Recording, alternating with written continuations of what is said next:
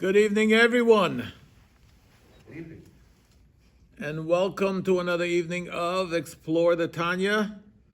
We have been discussing a tzaddik, a rasha, and a beinoni, the three categories of people: the evil person, the righteous person, and the in-between. And guess what? We haven't come to a conclusion yet what they really are. We just know one thing. A tzaddik, a righteous man, is someone who we can't even dream of. He has no evil inclination. Outside and inside, he's perfect. No averos, no sins, no lust for sins, no desire, no anything. And a beinoni is almost the same so far, is almost the same thing, but that's only externally.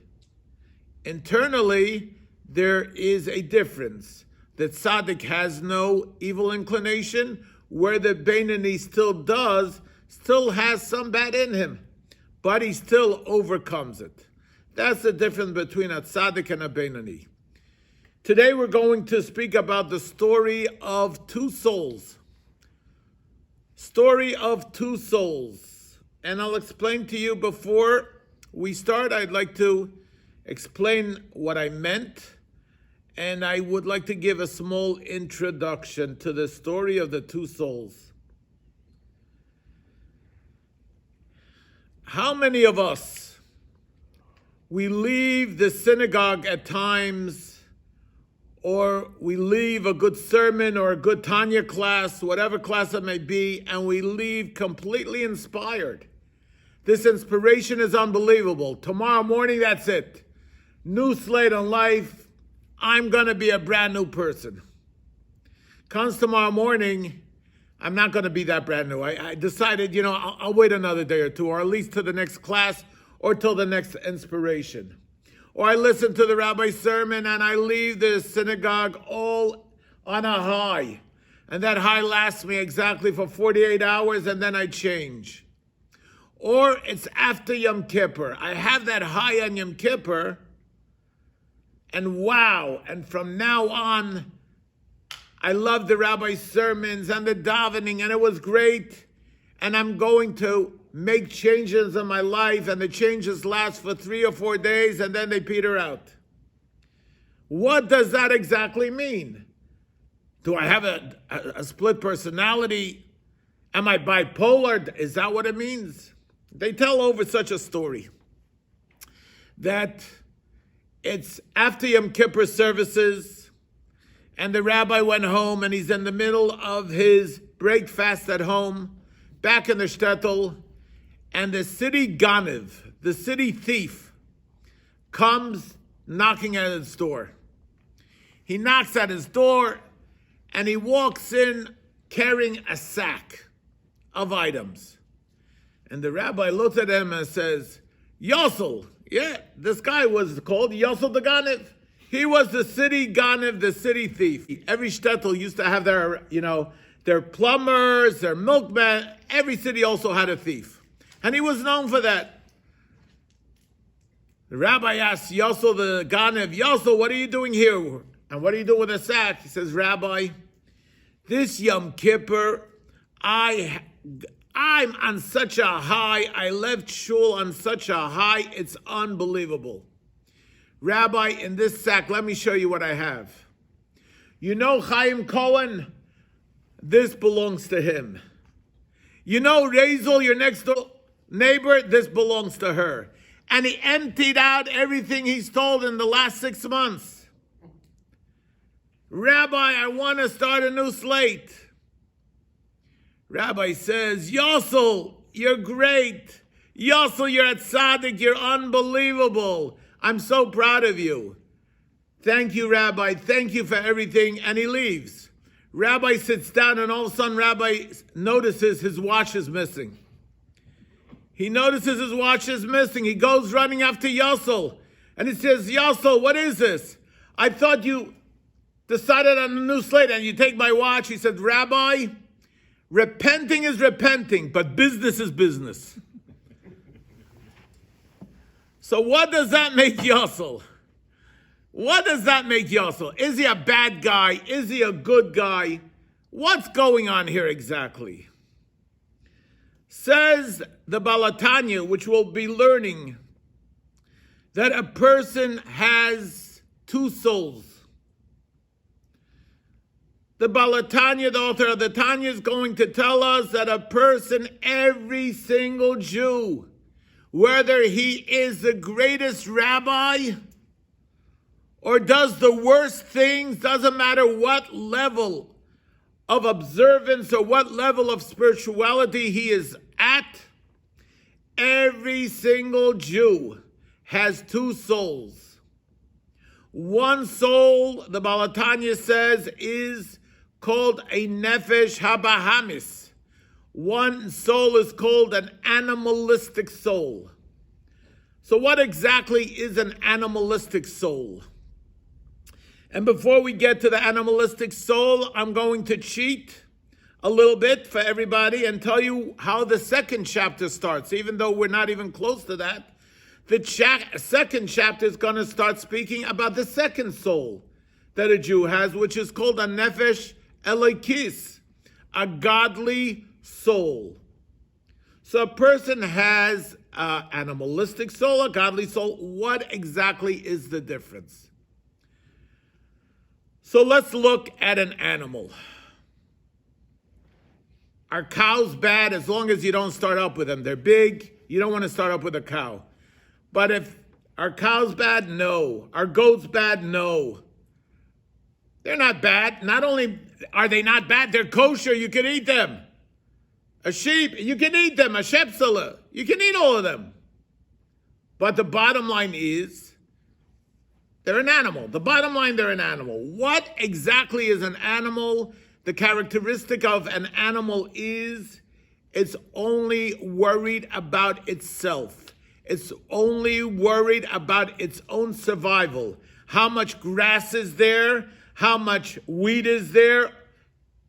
I eat, I sleep, I do what I have to do, I reproduce, but the animal only does what it needs to survive. It's worried about itself and nothing else. Number one. Number two, an animal has no vision. It's the here and now. And as the Gemara says, the Talmud says, an animal doesn't think about where it came from and where it's going, and especially, for sure, what's above and what's below, what's life all about. An animal doesn't think about that. An animal doesn't think about its purpose on the world. It's the here and now. That is it. Those are the characteristics of an animal. The animal soul, in other words, is completely selfish, only worried about itself, completely selfish, and only worried about the here and now. I want what I want it now, how I want it, and that's it.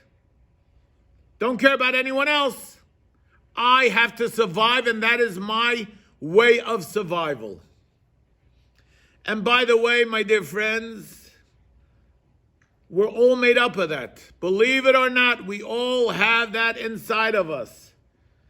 That animalistic soul. And as we'll see once we start it inside, it's in the blood. It's in the blood. That passion to do for ourselves. We take care of ourselves. That's it. That's selfishness. So does that really mean that we are run only by ego? Are we so egocentric? But wait a minute. Don't we sometimes worry about other people?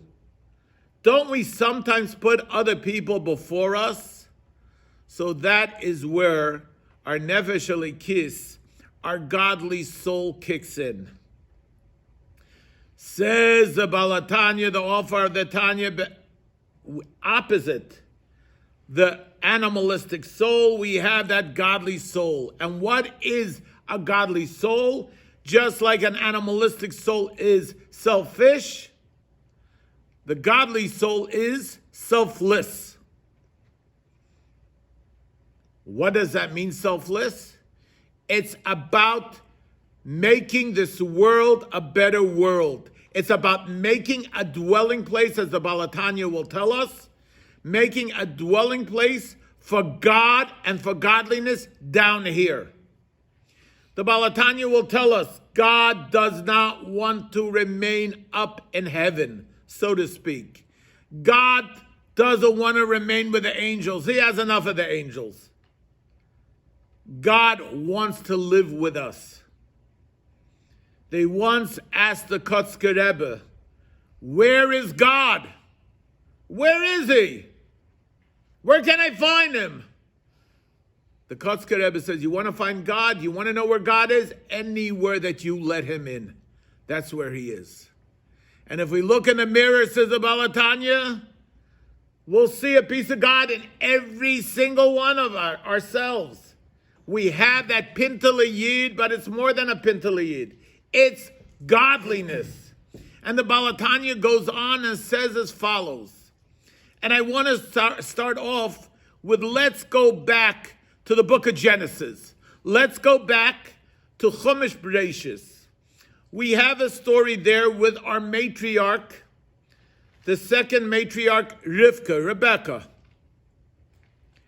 She gets pregnant. She walks by a church, an Avodah Zarah, an idol, a place of idolatry. She feels like the baby's kicking to get out. Wait a minute. She walks by a house of learning, something holy. She feels that the baby wants to come out. She says, oh my gosh, what's going on inside of me? Could it be that there's one body in there that wants everything that's good and bad? What's going on? So she goes to ask the question, why me? What's going on inside of me? And what's the answer that she gets? You have two children inside of you. They're both going to be great nations, one good and one bad. We all know that happened to be Yaakov and Esav. Yaakov and Esav. So she didn't have good and bad in one person. It was two little kinderlachen there. One leaned towards good, one had an energy of bad. Says the Tanya, every one of us have that same thing, but it's a little different. We don't have two little kids inside of us. We have two mighty kings. One is a soul which is animalistic, and one is a soul which is godly. And they each want to rule the body. They each are tugging back and forth. I desire this, says the animalistic soul. I want to do that. What do you think? I want to be godly? I want to be free. I don't want to be godly. I don't want to have no mission on this world. I have to survive. And for me to survive, I have to do what I want, when I want, how I want, and with who I want.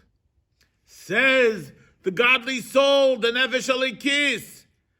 Whoa! Wait a minute. No. There's a mission. We're down here for a mission. There's a God on the world. I'm a piece of God. Says the godly soul. Let's connect to our source.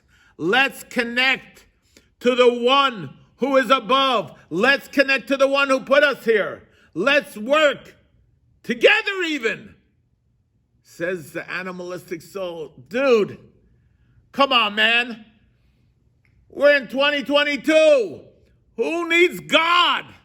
We don't need no God today. We don't need no God. Who are you in general? You're a little guy, says the animalistic soul. Look, there's a beautiful world out there. I can eat whatever I want to eat. I can do whatever I want to do. You think I'm going to tie myself up? Says the Nefesh Elikis. But if you want, as mirvil kenmin, as they say in Yiddish, if you want, you can. We got to want. We got to remember where we're coming from, where we're going to. Instead of being selfish, We must be a bit, says the Nefesh Elikiz, the godly soul, selfless. Now let's look inside and we'll go a little further. Now to make this clear and understandable, Api Masha Kosov Rab Chaim Vital Zechrein Levracha B'Shari Kedusha, what Reb Chaim Vital wrote in his sefer, in his book called Share Kedusha. There lived in the 1500s, there was a great mystic, one of the greatest mystics in the city of Safed, Tzfat, Israel. And he is known by the Arizal, the title Arizal. The Arizal was one of the greatest mystics, and he had a prize student called Reb Chaim Vital. In short, the Rachav. Now, the Arizal, most of his teachings, he did not write. He just had manuscripts, but he did not really publish them and write them. The one who wrote everything over that he taught was Rabbi Chaim Vital. He's the one who wrote it over. Maybe when it comes Arizal's Yurtzeit in the summertime, and we're together on Zoom, I'll tell you some beautiful stories about the Arizal with the city of Tzfat and Reb Chaim Vital. So this is what Reb Chaim Vital wrote. The L'chol Ish Yisrael, to every single Jew, Echad Tzadik v'Echad Rasha, whether he is a Tzadik, what we call a righteous Jew, or whether he is a Rasha, which for argument's sake right now we'll say an evil person. Yesh Tei Neshamas, he has everyone, even a Tzadik and a Rasha, they both possess two Neshamas, two souls. And as I've stated already, one is a Nefesh Abahamis, an animalistic soul, and one is a godly soul.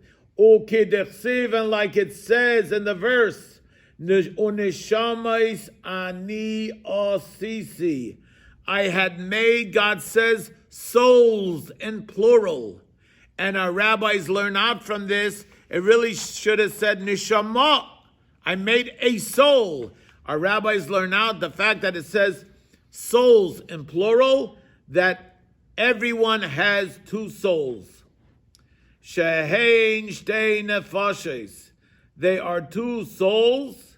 Nefesh achas mitzad klipa, one soul stems from the klipa, which I will explain in a second. V'sitra achara, and the sitra achara. Now, what exactly is klipa and what exactly is sitra achara?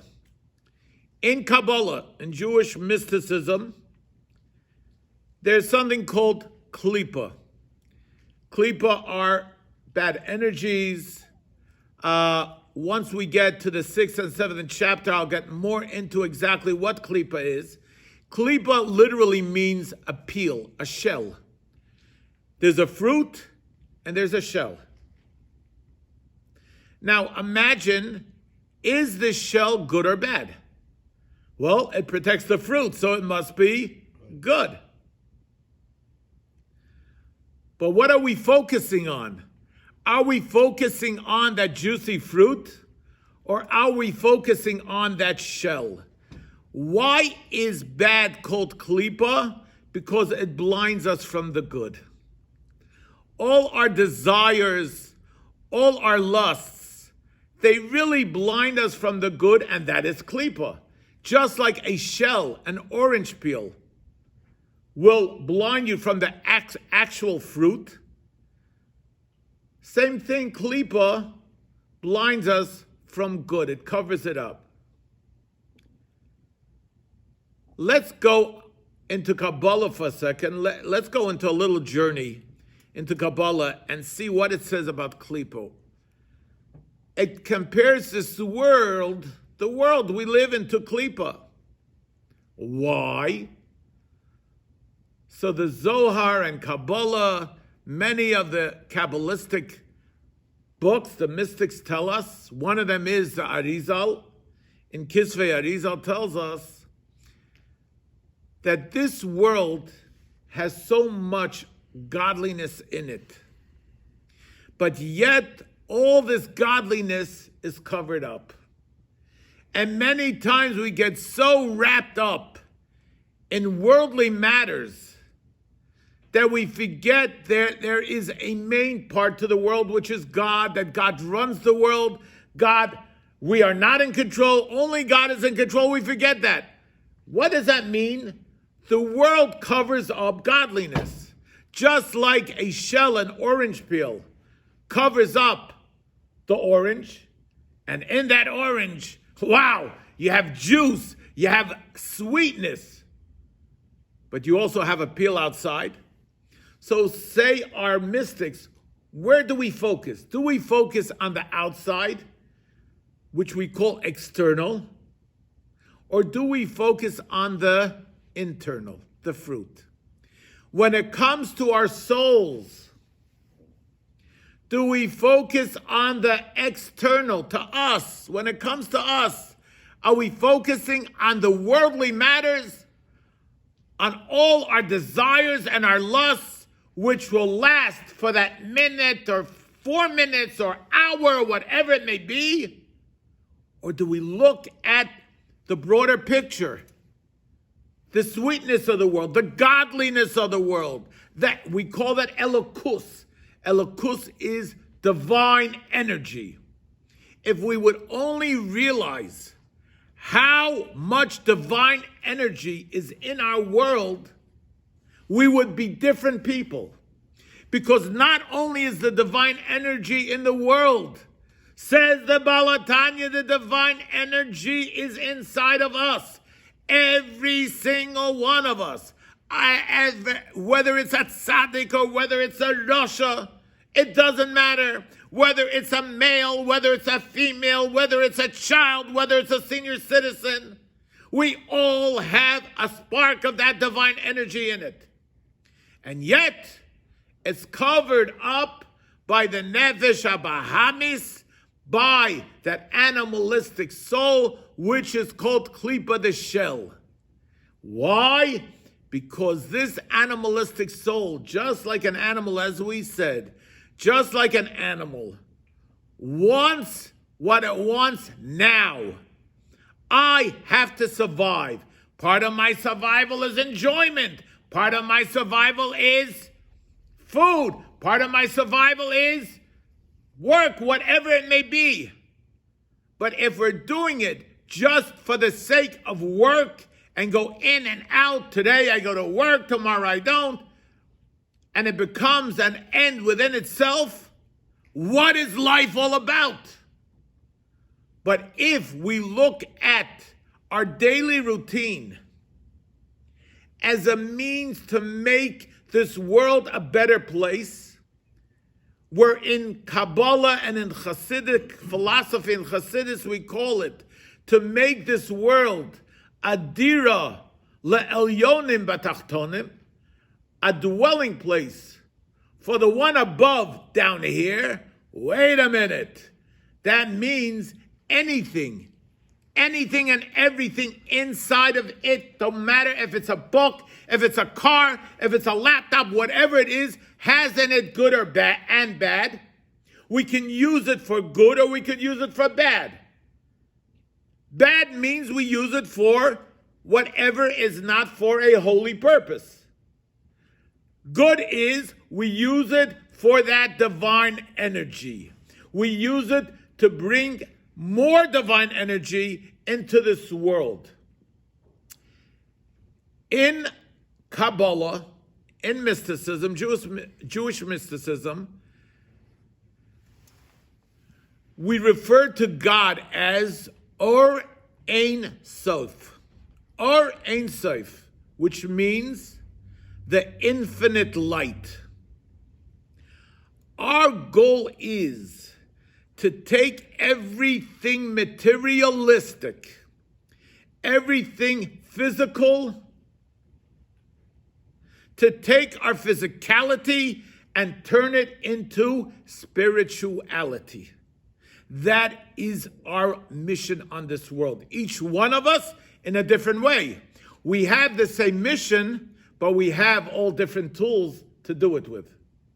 But we all have the same mission. And that is, as the Tanya tells us, to take the divine energy that's inside of us and draw the Ein Sof, draw the infinite light from above down, making this world a dwelling place, a dira batachtonim, a dwelling place for God down here. Can you imagine that we are all finite people? God, Hashem, HaKadosh Baruch Hu, is infinite. And that's why we call him Ein Sof, the infinite light. He's infinite. What does he have with us finite people? Why would he want to be down here?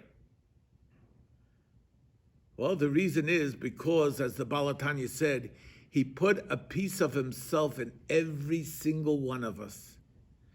And that is because our goal is to take physicality, take our divine energy,